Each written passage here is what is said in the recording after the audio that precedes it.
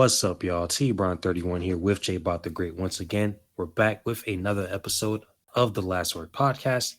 Today, we're going to be talking about the NBA. This is the last week of the NBA regular season for 23-2024.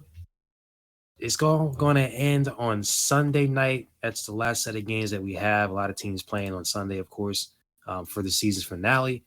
And then you get right into the playing games on Tuesday. So, yeah, pretty quick turnaround. Not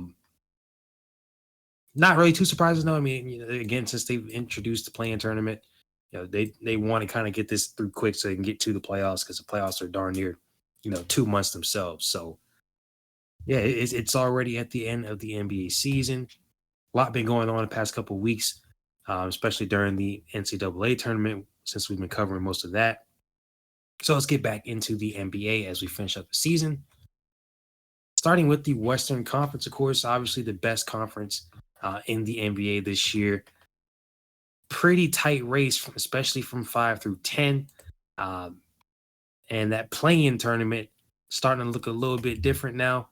Every team from 11 through 15 has been eliminated. So Rockets, Jazz, Memphis, Portland, and the San Antonio Spurs are all out of it. Right now, the Pelicans, Kings would face off in that 7-8 game, and then the Lakers and the Warriors could face off in that 9-10 game, but the Lakers are only a game and a half behind the 7 seed Pelicans and only a half a game behind the Kings. So things can get crazy real quick in that play-in space. And even, outside of that, any team from 4 through 10 can end up in the play-in where they are right now. So it is pretty crazy right now. More likely than not, you would think the Clippers probably going to stay where they are at 4.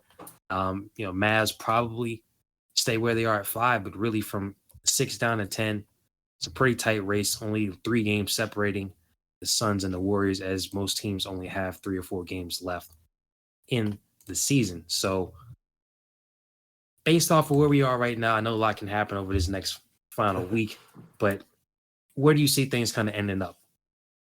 Yeah, I think the Clippers are probably going to keep that 4 spot. They've hit a perfect little 3-game win streak at the right time. They're 7-3 in their last 10. It's major. And the Mavericks, Kyrie and Luka, have really heated up.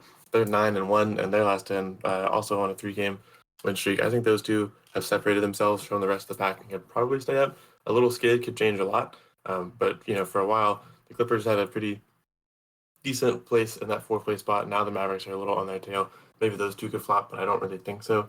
The Mavericks were really in that 1-game stretch with the Suns, Pelicans, Kings, Lakers, and Warriors, and the Pelicans were actually the 4th seed not that long ago, but they hit a little skid as well. So the West got really already pretty competitive, pretty interesting. He got flipped on his head. It's kind of overnight, and they could do it again before we get to the actual play-in tournament. The Pelicans are 4-6 in their last 10. That's not good. They're dealing with some injuries. They've been out. Has Zion out, had Brandon Ingram out, but Ingram's been out for a while. They were okay for a little bit of that. Have not seemed to recover entirely. The Kings have been on a rocky stretch. The Lakers and Warriors, though, not so rocky. Lakers had just lost one, but Lakers 8-2 in their last 10. Warriors 7-3 in their last 10. Seems like they could make a little splash. I do think that the Warriors are probably going to stay at the 10th seed because you kind of got that gap, right, where it's like Suns, Pelicans, Kings, Lakers are all exactly like in that little game and a half space behind each other. The Warriors are 43 and 35. They're a little further than everyone else there. And so I think that likely, there's no telling what they could do in the play-in tournament, but I think that likely the Warriors stay 10th. Lakers could get themselves out of the play-in. I think at the very least, they could surprise and end up in that 7-8 game. I kind of expect after the Pelicans beat the Suns last night, seeing that Pelicans defense, I kind of think that the Pelicans might overtake the Suns for that play-in or for that non-play-in spot. But I don't know. That's just me. I'm a big fan of their defense. I know that the West is very crazy, very wild West. Even though we have the top 3 seeds sealed, we actually don't even have who's going to be which one yet either. The Timberwolves and Nuggets are both 54-24, with the Thunder just behind at 53-25. So over the course of this week, we will figure out who our actual number 1 team in the West is. Which city the West is going to run through. We'll get to the East here in a few minutes, but that one it's pretty set. The East is going to be going through Boston unless something happens to them. You're going to have to play through Boston one way or the other if you're looking to go through. Right now, though, the West we don't know who's going to play who or where it's going to be. And even though that the Nuggets and Timberwolves and Thunder are locked into the playoffs, we actually still don't know which of those three cities the NBA will run through. Feasibly, I think that the Clippers could, if all things go wrong for one team, Clippers could steal the 3 seed if they keep staying hot and the Thunder lose out. But I think that likely one way or the other, it's going to be T-Wolves, Nuggets, Thunder in that top 3. I kind of expect it to stay kind of in the order it is right now. Timberwolves have had some injury issues, but I think they've kind of locked in a little defensively. Nuggets are obviously doing pretty good. Both of them 7-3 in their last 10. Thunder been dealing with injuries to Shea, and that has been major. They're 5-5 in their last 10. But I think we're probably going to look at like Timberwolves, Nuggets, Thunder, Clippers, probably Mavericks, and then I'm going to say Pelicans, Suns, Lakers, Kings, Warriors. I think would be an interesting way for it to pan out, and I think it's not a super far-fetched outcome either. Yeah, a lot now, with NBA, they've made us such a nice little bracket on the website here. You start looking at some of these matchups and everything, and I think that's probably like I'm not gonna sit here and say like, oh, you should want a lower seed, but teams might not be as upset depending on the kind of matchups that they get. Like OKC, we talked about this a couple times before. Like, they were number one for a lot of the season. They've been at the top 3 this whole season. But when it comes playoff time, this team doesn't have that much playoff experience. So despite how good they've been this year, especially SGA, like maybe they might not be as good at playoff experience against a team like the Suns, where you've got a lot of guys with finals experience, deep playoff run experience. Like, hey, that might make a difference. So if the Suns were to stay right kind of where they are, OKC stays right where they are, that might be an interesting matchup where you might have a chance of a lower seed coming out over the 3-seeded Thunder. A Clippers Mavericks matchup, those are always going to be great. Now especially with Kyrie on the Mavs, so I think that would be a pretty good matchup. And then of course the other two wouldn't be set until the play-in. And like you mentioned, it's so tight in the West right there. The Suns, again, it's not very likely, but Suns could fall to 10. They could move up. Obviously, couldn't move up too far, just up to like 5. But the Suns can definitely affect a lot right there. The Kings, another kind of young team. The Pelicans. On the flip side, you got these 2 veteran teams that we talked about this a couple of weeks ago, the Lakers and the Warriors. If they were to fall out of the playoffs somehow, and when the Rockets were on that big uptick and everything, and they were on that big run, that trending up that they had a couple weeks ago. If one of these teams got bounced out of the play-in tournament for the Rockets, like that's a blow up the team to me. But since that didn't happen, we might end up getting a Lakers Warriors rematch in the play-in tournament. So the Warriors, they gotten the best of the Lakers this season so far, but I wouldn't fret about Lakers Warriors matchup. But of course, being in that 9 and 10 spot, you got to have to play a second game. So obviously, being in the play-in tournament, you do still want to at least be a 7 or 8 seed, so you can just win your first game, get in. And if you win that first game, if things kind of stay where they are, even though they're really tied right now, you be playing the Denver Nuggets rather than the Timberwolves. Would you rather play the Nuggets or would you rather play the Timberwolves? If you're a 7 versus 8, like, do you really care that much about the seeding then versus who you play? So again, I think you want to be as high as a seed as possible. I'm not suggesting anybody's going to be trying to lose or anything like that, but these conversations should be had, especially since we do see some possible playoff matchups coming up this week. As we move over to the Eastern Conference, East obviously again not as good this year. There's one very clear best team, Boston Celtics. They clinched weeks ago. They're back on another 5-game winning streak. Like, they really don't have much to play for at this point. Accolades, stats, like they're 15 games ahead of the Bucks, who right now, we were talking about this just a minute ago. They're on a 4-game losing streak. They're probably, they're not going to fall too much if they do fall. I don't think so. But right below them, you got the Magic, 46 wins. Knicks, 46. Julius Randle is out He's going to be out. He's injured. He's going to be out for the rest of the season. Be out for the playoffs. So that's a huge blow there, of course. Cavs at 46 wins, Pacers at 45, 76ers at 44, and then the Heat rounded out the top 8 with 43. So that's pretty tight as well. Obviously East isn't as good as the West, but still incredibly tight there. Bucks don't have to worry about the doggone playing or nothing like that, but still, you don't want to screw around these last 4 games like they have been and end up a little bit lower, end up in that bottom half of the Eastern Conference. You use that home court advantage because for the most part, they stay where they are unless they go on to face like the Celtics, Eastern Conference Finals or something. They'll have that home court advantage. So, I'll toss it back to you with this. Like, as a Bucks fan, like, how are you looking, at this right now with if the 76ers or the Heat, whoever wins that first game, you'll play them. Like, who would you rather play? Because we know how it goes with the Heat and the Milwaukee Bucks, right? So I don't know about that one. I know the Heat, they kind of just in that same spot they're usually in, that low bottom of the top 8 there, I guess 7, 8 spot. Would you rather play them? Would you rather play the 76ers who have been kind of hanging on?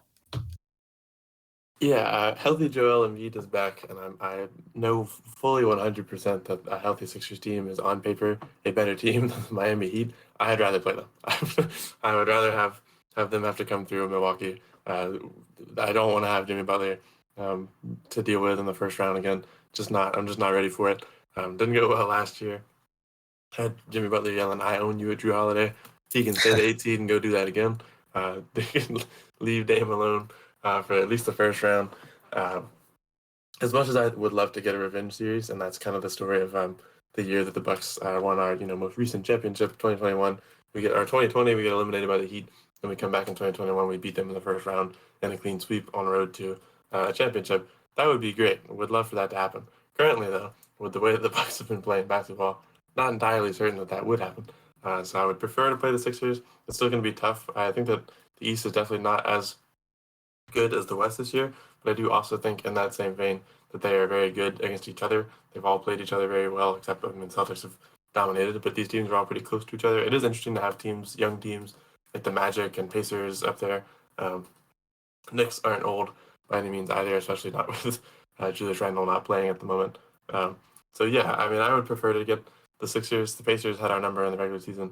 If the Cavs were to fall down, I think that'd be great. The Knicks have been a little rough against us in the regular season as well. But I don't think those teams are going to drop that far. I think it's likely going to probably stay right around where it is right now. Maybe Joel Embiid gets the Sixers out of a playoff or play-in situation. But for that to happen, not only would they have to keep winning, but the Pacers and Cavs and Knicks, or Pacers really, have to start losing, which is not impossible, but both of those teams have been a little hot right now. So yeah, I kind of think that what the playoff picture is right now is probably where it's going to be. We know for sure that the Bulls and Hawks are going to be in the play-in tournament. Maybe they make a little surprise run. We had that same red trio last year in the play-in tournament. I think maybe except for one of them, it was the Raptors. It might have been. Can't entirely remember, but that's where the Heat came out of and brought pain and misery to Milwaukee and Boston and everywhere else they went through except for Denver. So I think what we're looking at right now is likely to be what it is. The Sixers are probably the most likely to make a little run and get out of the play-in tournament. I think with Joel Embiid back, they look a lot tougher. But not many games left, not a lot of space to make moves happen. So yeah, and then I would probably expect. I think the Hawks and Bulls are both fun basketball teams, and they've been pretty resilient this season. But I don't think it matters which of the two and the 7 and 8 goes down. I think that they're probably going to take out the other team, and that'll put them in that. We'll probably just have Boston through Miami, as you're looking at the standings right now, be the playoffs. I would think if the Sixers lose to Miami in that first play-in game, then I think they would beat the Bulls or Hawks. If the Heat lose to the Sixers, I think they would beat the Bulls or Hawks, or whichever one comes out of that one. So I think that the Eastern playoffs, it is tight. It is just as fun and competitive. There's a lot of room for movement going on here as well. But I do think that we're kind of looking at what we're going to have here. Obviously, the Celtics are going to be where they are. Bucks are clinched, so they just can't be anything lower than 6. otherwise, kind of fun race for that one coming up as well. But yeah, I think that unfortunately for the Bulls and Hawks, I think they just don't quite hold up to the rest of the teams, and you can see it in the record as well. It's one big difference between the Western Conference 10 seed in the West. Golden State Warriors are 43-35. That would put them, depending on their tiebreakers with the Heat, that would put them at either the 8th or 9th seed. So only one up, but they're 43-35. The 9 seed Bulls are 37-41, and the Hawks are 36-42. So they've dealt with injuries. They've been two teams that have been through a lot, but I think it'll be fun to get a play-in game out of them. But I don't think they get a whole lot further than that. Yeah, so let's just check out these games over the next week. Again, everybody plays on Sunday to end the season. Big finale there. So I'll just start with the early week games, Tuesday through Thursday. Biggest one off the bat to me right here, Warriors versus Lakers. I just mentioned it. These teams could play in the play-in. Of course, they played in playoffs last year. They played before. So that's a matchup that I'm definitely going to be looking out for. Again, 11 through 15 in the West in both conferences, actually, they're eliminated. So Warriors nor Lakers can fall below 10. It's just a matter of who's going to be able to try and make a push in this last week, getting up into that 7 or possibly the 8 spot there to avoid having to play 2 games to get into the playoffs. So that one's going to be pretty huge to me. Again, the Warriors gotten the best of them 2 out of 3 times this season. I think the Lakers absolutely have a chance. The other one I'm looking at Tuesday, Clippers and Suns. That's going to be a big game. That was personally, I feel like that would be another playoff matchup that I would wish to see. And of course, it's not going to happen in the first round, but I would love to see that matchup. Clippers, Mavs, Suns, Clippers, Suns, like any of these teams playing each other. I would love to see it. So, if the Mavs drop for whatever reason, the Suns are able to move up, maybe we can see it at a 4-5 matchup. So possible playoff implications in the first round. But more likely than not till later if they both advance. And then on Wednesday, we got your Bucks going up against the Orlando Magic, who, of course, they're right below them. So this is a game Bucks definitely do not want to lose. And then you got the T-Wolves and the Nuggets. I hope this one is actually on TV this time. It should be. We talked about this a couple of weeks ago. It was a little ridiculous that the game wasn't on TV. It's on ESPN. Thank God. Okay. Yeah, unfortunately, it's at 10 o'clock over here on the East Coast. It is what it is. But a game of this magnitude, number 1 seed there on the line, definitely should be a big game. And then Clippers and Suns. Again, interesting scheduling there. I don't know how that really happened to where they play each other back to back like that.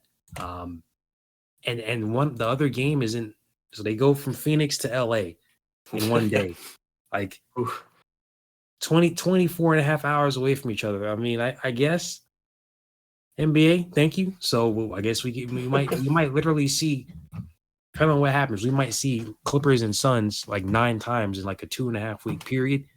If they were to play a 7-game series, a little ridiculous, but is what it is there. And then last one from Thursday, I would say Pelicans and Kings, definitely a big matchup there. Once again, these are teams that are currently in the play-in tournament as of today, 7 and the 8 seed Pelican and Kings respectively. So of course, Pelicans, they want to try to move up into that top 6, not even worry about playing a play-in game. Kings want to try to move up. Moving from 8 to 7 doesn't really make much of a difference there. But if they can get above 7 in the top 6, they want to do that as well. So big matchup, a lot of West stuff going on right here. But kind of evens out a little bit more when we get to the weekend. Yeah, I think going into the weekend, I think one of the things that makes that Pelicans team game so big, aside from the fact that it's going to be like a potential preview of their actual play-in matchup, is that the Suns, if they lose those 2 straight to the Clippers, set up the Pelicans for some big movement. If they win those 2 straight, they kind of hold the Pelicans in a rough place. So that would be interesting. And if they split it, it gets a little ugly. Moving into the weekend, we have a lot of cross-conference matchups that are going to be big for certain teams to claim some wins. Right, the Bucks versus the Thunder. The Bucks are going to want to try to hold on, stay above the Magic, especially considering what goes on Wednesday. And And then you got the Magic and Sixers. That's going to be pretty big. With the Pacers and Cavs, it should be a fun one. These two teams are pretty close to each other. By that, I mean a game apart. So 5 and 6 seed, both of them trying to hold on. Not a whole lot of danger in this game for either of them. It just kind of depends on, if the Sixers beat the Magic that night, and if the Magic have already been losing or have lost to the Bucks, there's some room to move up a little bit, and there's some room to move down if things happen like there. So I think that Pacers-Cavs game is going to be big. Could also, depending on where these teams move, end up being a matchup indicator. I don't think that the Cavs and Pacers would take over the currently Cavs and Knicks spots. That would be the way that they would match up first round, but it could end up being a potential second round matchup. Friday also, not for any type of importance, does have a Nuggets and Spurs game. Spurs have been dead for like 3 weeks, months. It's been a little bit, but they have heated up recently. Not that it'll get them anywhere, but in that heating up, Wemby has kind of come to life. I think he's been good the whole season, but we'll get a matchup of, right pre-playoff Jokic after a Timberwolves game, and then Wemby trying to continue to prove himself against some of the best big guys in the league, which actually, and I don't mean this to any hate to Wemby, he's been really good, really, really good. Block machine. He's actually had a lot of career highs set against him this season. It's not just him, it's that Spurs defense as a whole. But there's been a whole lot of players that have put up 50 or 40 going against Wemby. Jokic, I think, was averaging about 30 in his matchups against him. So we'll see how that goes. Should be fun either way. It's primetime basketball. Even with that defensive kind of faltering against Wemby, teams have been really close to them. I think the Nuggets almost lost to them the last time they played. So that would be big. And then there's no basketball on Saturday. So we move into a Sunday that'll hold the final keys to the playoffs, or everyone's already in, that's in, but the final keys to where you'll be in the playoffs. You get some big matchups, right? The Hawks and Pacers will play. That's really just big for the Pacers to not lose. Same thing with the Bulls and Knicks. Bucks and Magic will play again. Suns and Timberwolves will play. That'll be big depending on what happened to the Suns in that Clippers series. The Mavericks and Thunder will play as Mavericks try to get them somewhere. But your Lakers will be playing the Pelicans, who they've been pretty good against in the regular season and in that play-in tournament this season. Pretty hot Lakers offense trying to come to life, and a pretty tough Pelicans defense trying to hold on in the absence of Brandon Ingram and occasional absence of Zion. That'll be really big, depending on some of the other games that have happened. The Pelicans could be narrowly hanging on to a 6 seed at that point, and the Lakers could look to spoil that. The Pelicans could be lower and trying to fight for the, stay in that 7-8 spot instead of being in a 9-10 spot. That one is going to be a big game, I think, no matter what, but how big it will be sort of depends on what happens with the Clippers and Suns and with the Pelicans and their other games before that. Just because there's so little room for error over there that could either be like a 5 versus 9 or like a 6v7 or something like that. So those two teams are really flexible, could move around a lot, and I think that game, no matter where those teams are, is going to be pretty major.